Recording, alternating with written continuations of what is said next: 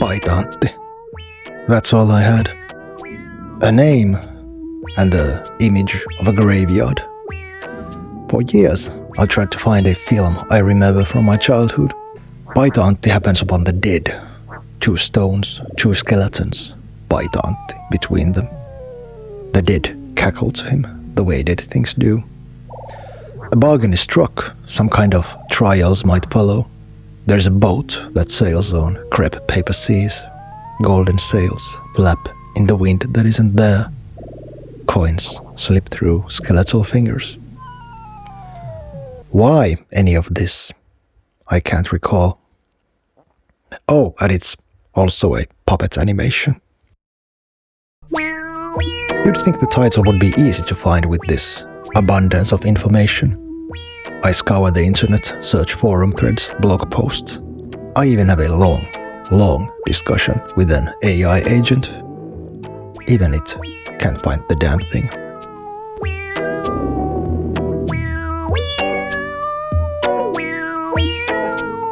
Perhaps I remembered something wrong, mixed 2-3 flashes of memory and jumbled them into one.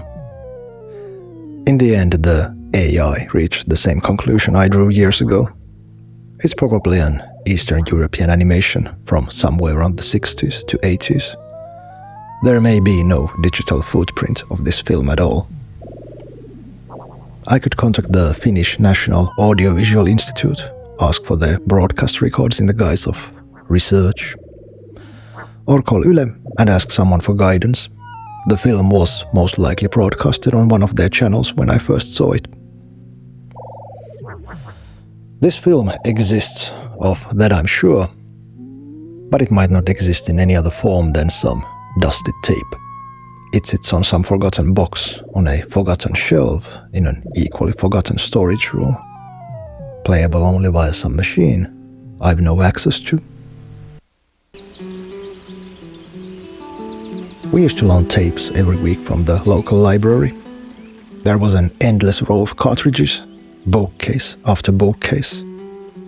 All tapes had the same blue sleeve with nothing but plain white text as cover art. My favorite film was called Leikkitiikeri Luukaksen seikkailut, The Adventures of the Toy Tiger Lucas. The series is a wild ride.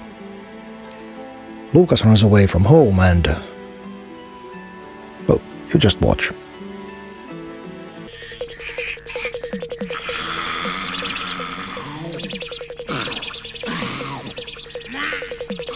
Älkää koskeko kaappeihin. Se on jyrkästi kielletty. Se, joka koskee kaappeihin, heitetään käärmekellariin. Told you it's a wild ride. Leikkitiikeri Lucas is also one of my few successes in digital archaeology. Some wonderful soul had uploaded the whole series on YouTube. There it sits in obscurity with few thousand views. Which means, somewhere in the world, there is someone with a dying VCR, a capture card, and the patience of a monk. I'll never know their name. I don't need to. Bless you, mister. Bless you. You, sir, are a bonfire for humanity.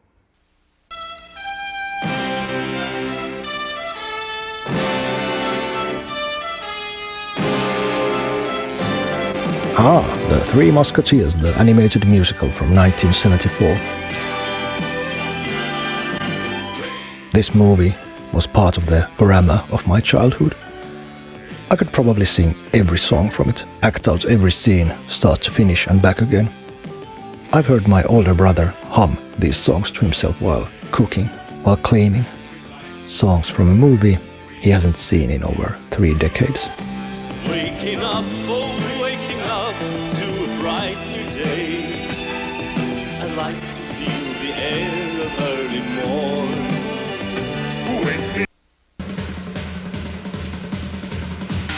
Tulukset, a claymation of hardcore Andersen's The Tinderbox. I remember the very peculiar art style. I remember the severed head of the gold crown.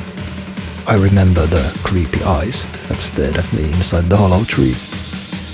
What I didn't remember was the first scene, the very much surreal and very much awesome alcohol-filled nightmare vision of the Napoleonic Wars.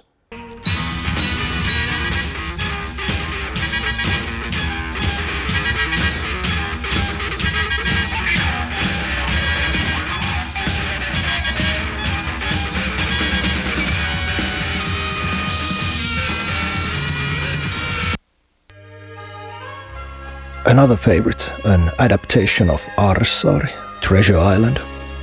I remember the name, I know the origin, I can recite the whole thing start to finish.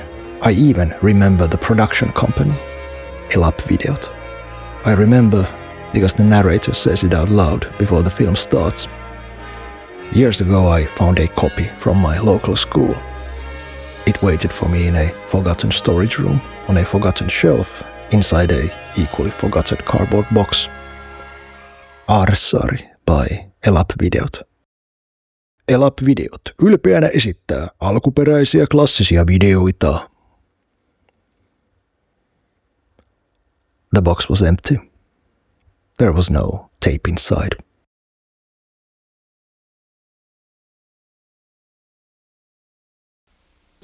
The Three Musketeers, The Tinderbox, Treasure Island, Dumas, Anderson, Stevenson. These are among the most famous stories ever written, and I still couldn't find the damn things. Some flashes from my childhood have been easier to hunt down.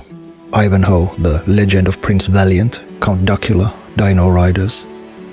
These have a Wikipedia entry, a dedicated fandom, some half-dead thread on Reddit. These don't need a 2-hour internet rabbit hole to uncover.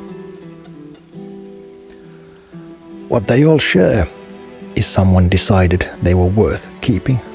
Some party spent money and effort to keep them alive.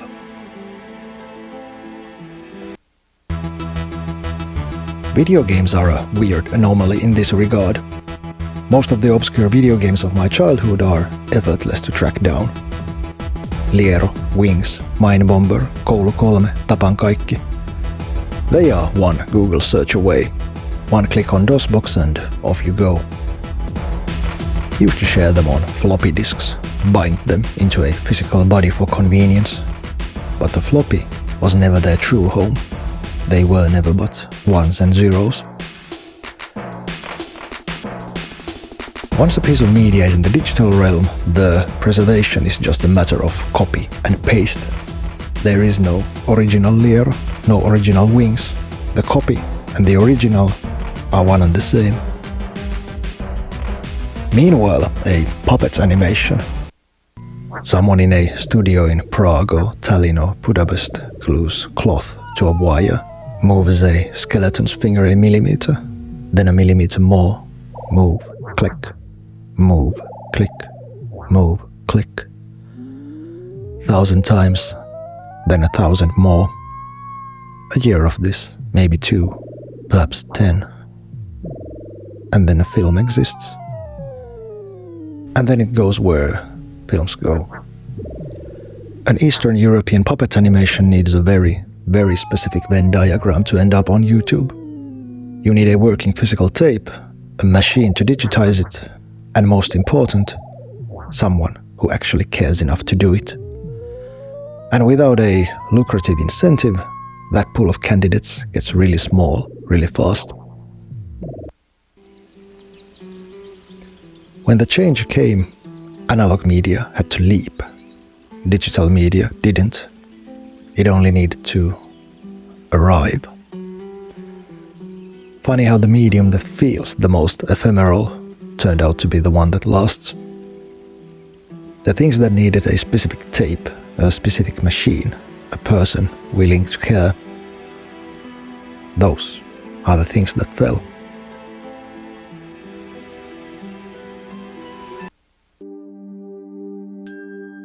The 80s and the 90s were caught between two eternities, two different relationships with loss. Before, loss was the rule. Everything was expected to fade by the nature of its form. Paper tears, cellophane burns, plastic, wood, metal. None of them are immune to the elements. You made things and knew the world would one day take them back. A tape deck could eat your cassettes and you'd need to screw around with a pencil to save it. I can still remember the exact spots where the needle would get stuck on my father's vinyl, Rakkaimmat lastenlaulut. Many of these artifacts of physicality have become spiritual artifacts. Film grain, tape noise, VHS flicker, hum, the click and whirl of a tape machine as it begins to turn. We add these things now, but the bodies, the constraints that made them, they are long gone. We cosplay impermanence, yet we no longer live inside it. We assume things will be there when we reach for them, preserved by the infrastructure, unlocatable, yet always within reach. Sites from '93 can be dug up, old comments resurfaced, misguided dance videos retrieved. These don't live in a specific hard drive linked to a specific server in a specific warehouse you can visit. Their existence is different, specific to nowhere, available to everywhere. Infinitely more obtainable than some obscure Czechoslovakian puppets animation from the 60s. But the 80s and the 90s, this sliver of time my childhood fell in, was a weird anomaly, a glitch in history. Just like spoken word was once bound to a page, now that page could dissolve. The form became free of its body. Unimaginable amounts of media was produced during those years, under the old rule, by people who didn't know they were to be the last people who would know impermanence, create things that way. Things to be lost the way things had always been lost, slow and without witness. And then the rules changed. Not just technology, but the assumptions. Loss was no more the thing expected. Availability took its place. And we never noticed what was left behind. Who decided what got through the rift? What survived long enough to be called nostalgic? Capital.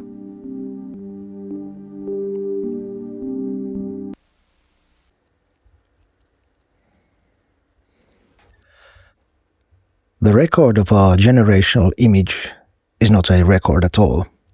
It is a highlights reel curated by capital and the realities of distribution. That was the original punchline of the essay I wrote. And there's still some truth to it. Those things that fell, they weren't the exception. They were the majority. The overwhelming majority of everything ever made. What we have left, what streams, what has fan wikis, what gets remasters and anniversary editions, that's the anomaly. What we went through in the 80s and the 90s was more than just a passing of a medium, a change from one format to the next. We didn't notice we walked across a chasm. We didn't see almost everything fell in. And we didn't feel the ground close up behind us. And we were left with the few things that made it across, the definitive images of our generation. But this video itself proves my original text too cynical. I looked over 2 decades for some of these films. So many times it made me look no more. But for this essay, I found them. I didn't find them through even more rigorous exploration and research. Tinderbox sits on a small YouTube channel that digitizes old Danish VHS footage. Aaressaari lies on an obscure channel with 7 subscribers. There's no description given for the upload. No, damn, I used to love this film as a child. The comment section is blocked.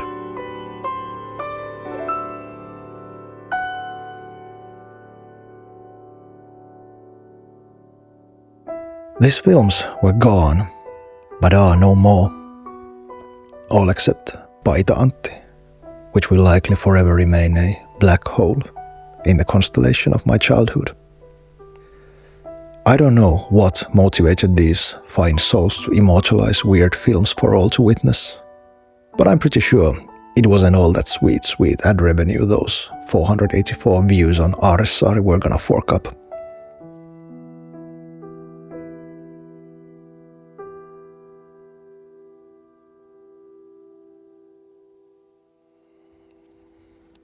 I know there's someone around my age who grew up in Latvia, Taiwan or Poland who remembers something with the same nebulous precision I remember Paita-Antti. They might even know the production company, and they still can't find it. And those people, you, me, we who remember the other things, the Tuesday afternoon East European animation dubbed wonky from Yugoslavia to Finnish, the low-budget direct-to-VHS adventure film, the thing you can only describe through a weak memory. It is not the obscure we remember. It is the normal. We carry with us the actual majority of what existed. The things that didn't make it are almost all things.